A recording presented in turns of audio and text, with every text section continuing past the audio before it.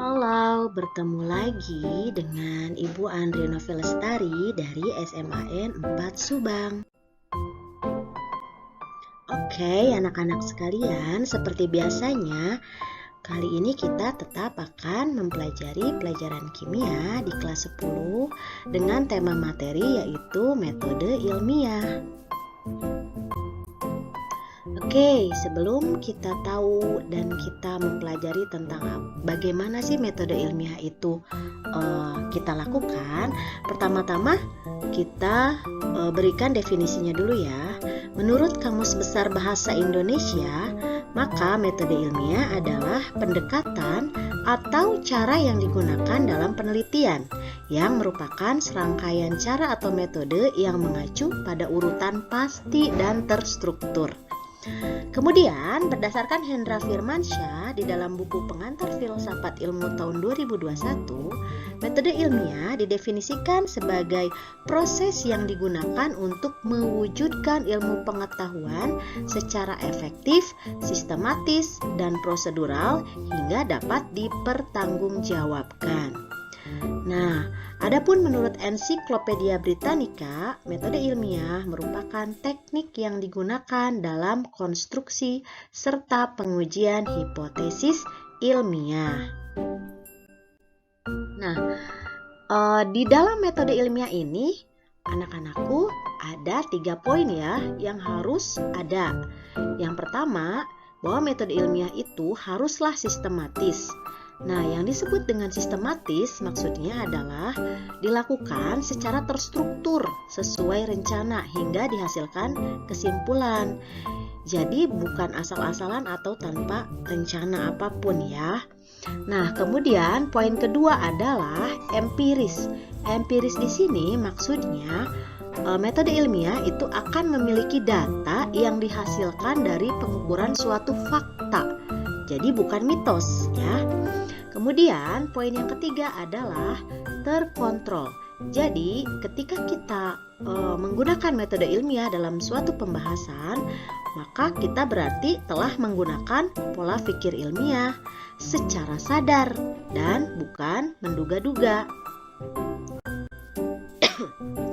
Kemudian bagaimana kita menggunakan atau melaksanakan metode ilmiah?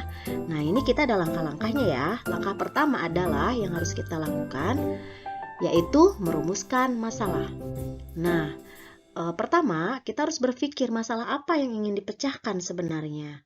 Nah, setelah kita menemukan masalahnya apa, lanjut kemudian kita membuat pertanyaan ilmiah berdasarkan masalah tersebut yang kemungkinan solusi dan jawabannya itu akan beragam. Nah, kemudian setelah itu kita akan merancang hal-hal atau poin-poin yang akan dijawab melalui eksperimen tentunya. Oke, itu langkah pertama dari metode ilmiah ya. Langkah adalah menyusun hipotesis. Nah, hipotesis itu apa sih? Hipotesis itu adalah dugaan-dugaan sementara. Nah, hipotesis ini bisa dibuat berdasarkan dari pengetahuan yang sudah kita miliki sebelumnya ataupun pengetahuan yang memang kita cari setelahnya ya, yang kita jadikan sebagai sumber dari keilmuan. Nah, hipotesis ini harus kita susun atau kita tentukan secara logis dan berdasarkan fakta yang ada, bukan mitos. Nah, meskipun fakta, tetapi kalau tidak ada dasarnya itu juga menurut Ibu tidak bisa dikategorikan atau tidak bisa dibuat sebagai hipotesis, tapi harus ada yang mendasarinya secara ilmiah atau secara keilmuan yang sudah diakui ya. Nah, jawaban sementara ini kemudian atau hipotesis ini kemudian inilah nanti yang akan kalian buktikan kebenarannya melalui eksperimen yang akan kalian susun. Oke, nah langkah ketiga dari metode ilmiah adalah melaksanakan eksperimen.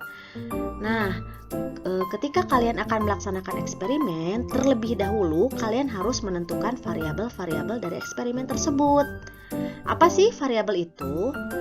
Variabel adalah faktor-faktor penentu validitas suatu penelitian. Jadi ketika kalian menentukan variabel-variabel ini, otomatis nanti eksperimen kalian bisa dinyatakan valid atau bisa dipercaya gitu ya.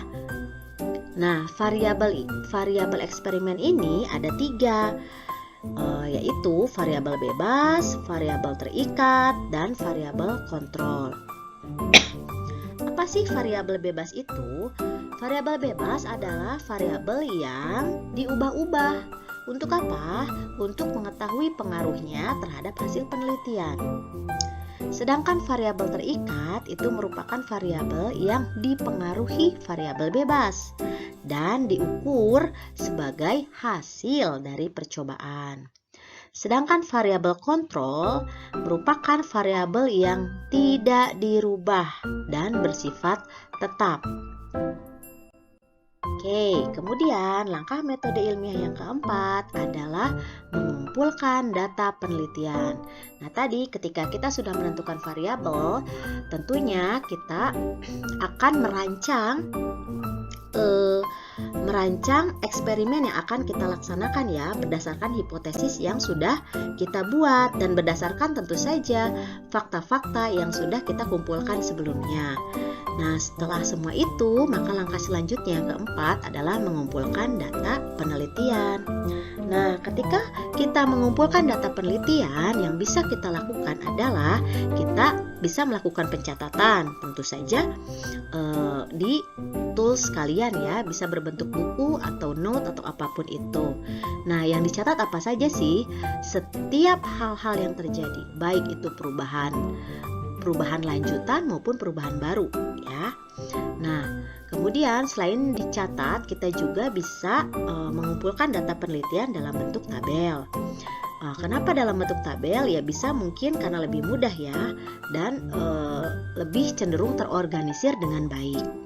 Nah, selain dicatat dan dibuat di dalam tabel, data penelitian juga bisa dilakukan dengan perekaman. Nah, perekaman ini tentu saja kita menggunakannya dengan alat perekam ya. Nah, kenapa diperlukan adanya perekaman?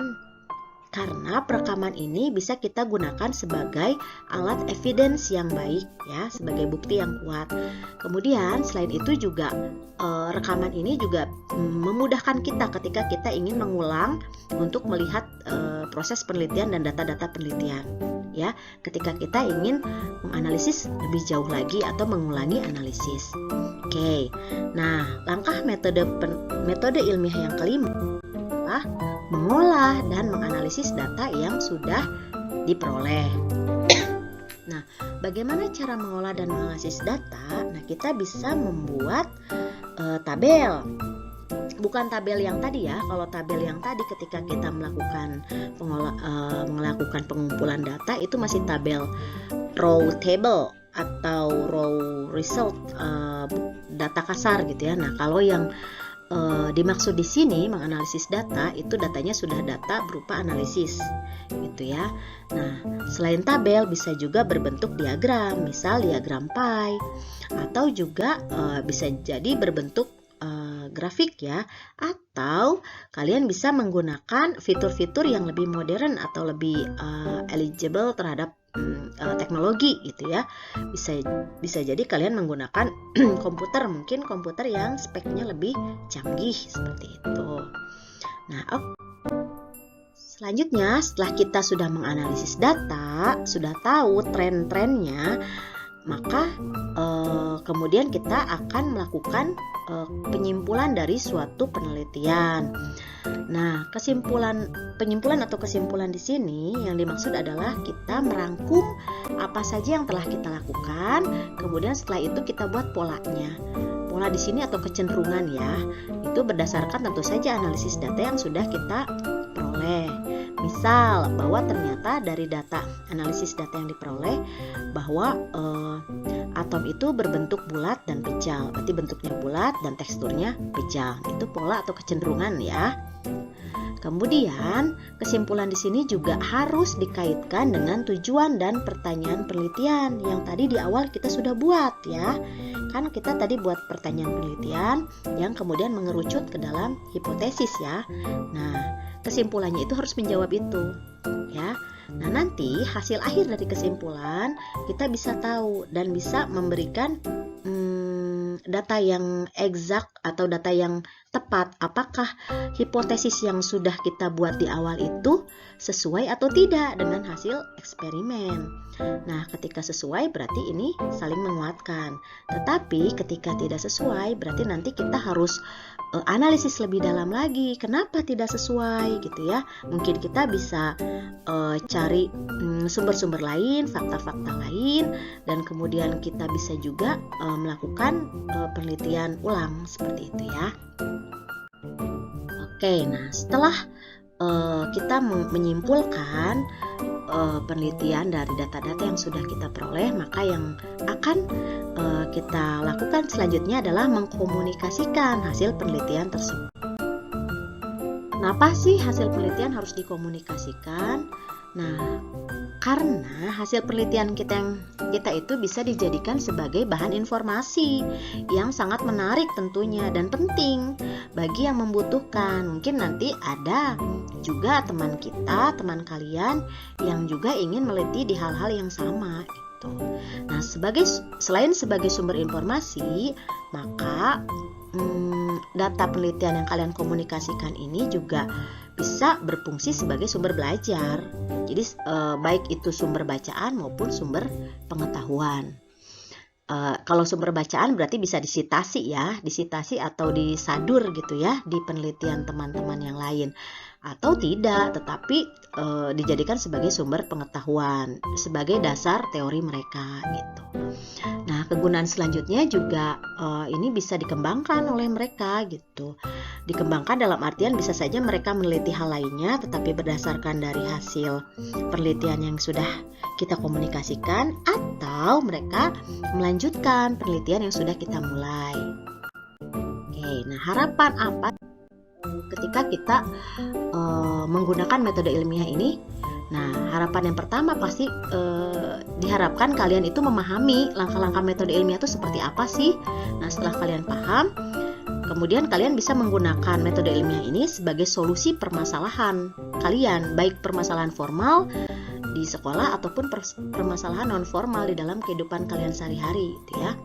Dan ujung-ujungnya, yang paling ujung adalah diharapkan kalian itu pada akhirnya bisa bersikap ilmiah. Nah, sikap ilmiah di sini bisa kalian lihat sikap-sikap ini yang ada pada diri ilmuwan, saintis, atau akademisi. Nah, sikap ilmiah yang dimaksud itu adalah kalian tuh jadi punya rasa ingin tahu yang tinggi, kemudian kalian juga menghargai hasil karya orang lain, karena ternyata ketika seseorang itu mengungkapkan segala sesuatu hal, dia itu sudah melalui suatu rangkaian metode ilmiah yang panjang, maka kita bisa menghargai itu jadinya, karena kita juga sudah melaksanakan. Nah, kemudian sikap ilmiah selanjutnya adalah objektif. Jadi kita nanti cenderung menjadi personal yang tidak main tuduh. Nah, atau tidak misalnya pokoknya mah saya pasti dukung teman saya, tidak seperti itu. Meskipun teman saya salah, bisa tidak seperti itu. Akhirnya nanti kalian akan objektif gitu, melihat dari sudut pandang fakta-fakta dan data-data yang memang ada gitu. Nah, sikap ilmiah selanjutnya adalah kritis. Nah, kalau kritis berarti ketika kita mengungkapkan sesuatu hal, berarti kita berdasarkan data-data dan fakta-fakta. Nah, data dan fakta itu kita dapatkan tidak sembarangan, tidak kata si anu, kata si itu, dengar dari mana yang tidak jelas sumbernya. Jadi kritis di sini kita ambil dari sumbernya langsung. Sumber itu bisa sumber berupa artikel, jurnal, atau sumber terpercaya lainnya ya, seperti buku atau misalkan hasil diskusi, tapi diskusi dari orang-orang yang memang pakarnya gitu, yang memang kredibel di wilayah tersebut. Nah, kemudian sikap ilmiah yang berikutnya adalah terbuka. Terbuka di sini maksudnya setelah kalian memahami metode ilmiah dan bisa melaksanakan metode ilmiah, kalian jadi ada sifat menerima perubahan-perubahan, mau melakukan inovasi-inovasi baru dan tidak terkungkung terhadap hal-hal yang hal-hal yang mungkin memang sudah saatnya untuk dirubah seperti itu. Nah, itu. Oke, terima kasih sudah bersama Ibu di sini dalam materi metode ilmiah. Mudah-mudahan kita bisa bertemu lagi di konsep kimia selanjutnya. Hatur nuhun.